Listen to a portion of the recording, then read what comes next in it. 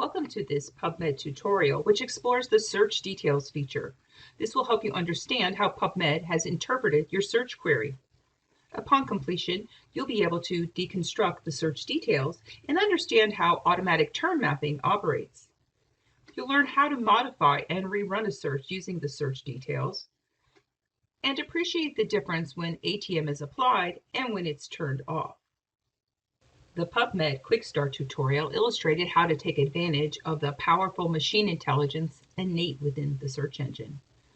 But knowing how it acts upon your search terms can help you make intelligent decisions about refining that search and making sure it's the search you want.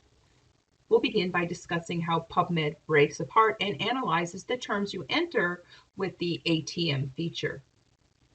If you've ever used the Google Translate feature and entered your terms, and had them map to another language, then you have a sense of how the automatic term mapping feature works in PubMed. When a search query is constructed without the punctuation of search techniques or Boolean operators, PubMed applies ATM and utilizes three different types of translation tables.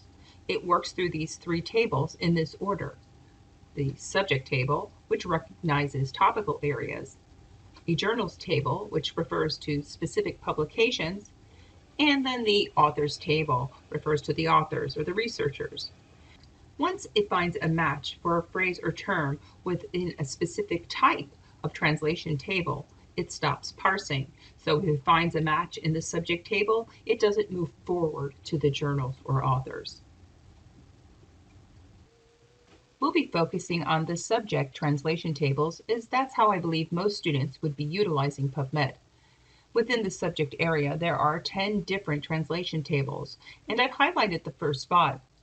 I think mapping to the subject headings within MESH and the MESH entry terms is the most significant, as it increases your chances to find a relevant subject heading. But also seeing the variant spellings, the singular and plural forms, synonyms, and related terms highlighted, we can see why usual search techniques would be unnecessary. When finding information addressing a research question, you would have multiple concepts. But to make it easier to deconstruct the search details box, I'll begin with a singular concept. So within the search details, you're first presented with the search terms you typed into the search box. In this case, I typed in heart attack.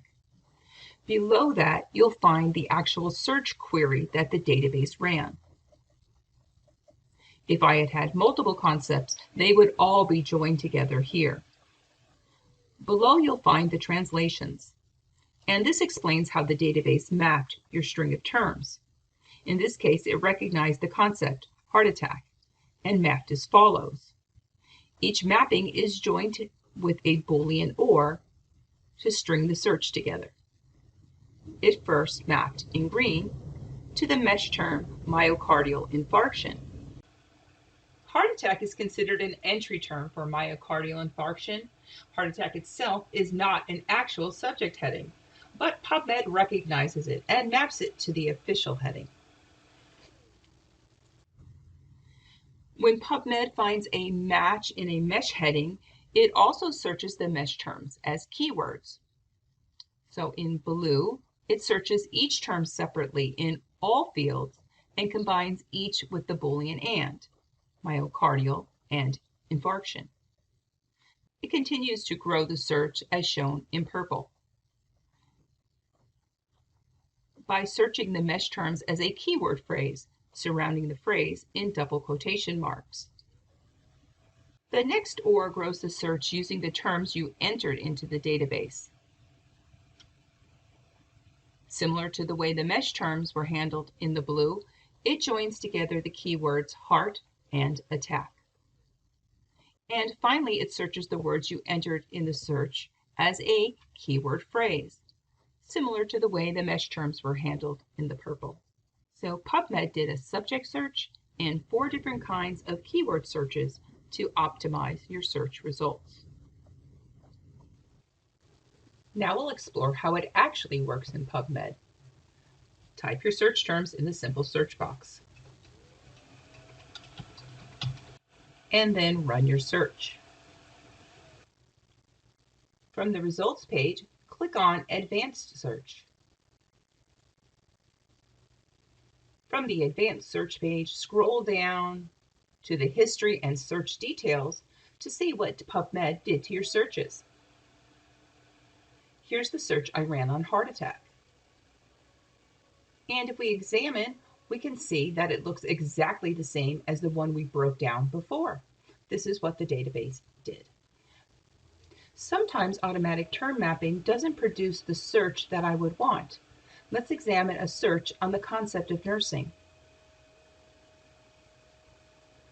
Here we see that it translated to the concept nursing, but that it mapped to 3 different mesh terms: nurses, nursing, and breastfeeding. And breastfeeding is not a concept I want in my search. I can modify the search by copy and then going up to the query box and pasting the search string. From here I can highlight the sections I don't want and delete. I could go ahead and run a search from here and it would take me to the results page.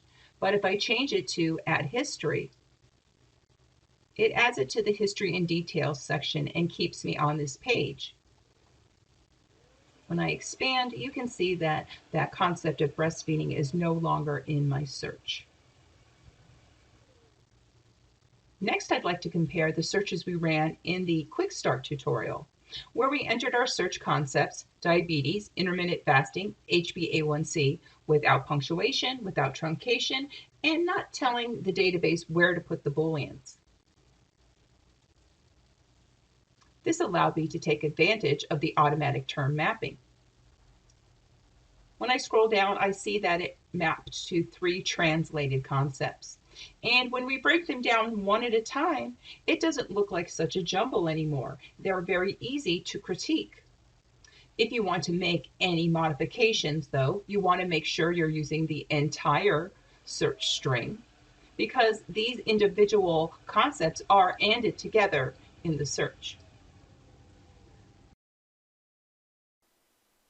When I examined the translation for intermittent fasting, I could see that it mapped to the mesh term fasting, not intermittent fasting, because it's not in the mesh index.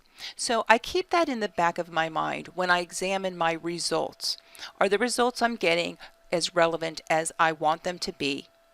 And that is why it's important to understand what the database does to your terms so that you can make intelligent decisions about revising and modifying your searches. Now we'll compare to the searches that we did on the same concepts, but this time we applied truncation, we applied phrase searching, and we put the booleans in ourselves.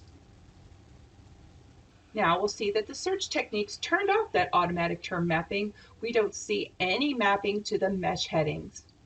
We don't see any automatic expansion of our terms the way it does with ATM. The database did exactly what we told it to do. And our search results are very different. Is this a good search? Was the other one a better search? We won't know until we go back and look at our results. So you may want to go ahead and watch the Deconstructing the Results page tutorial.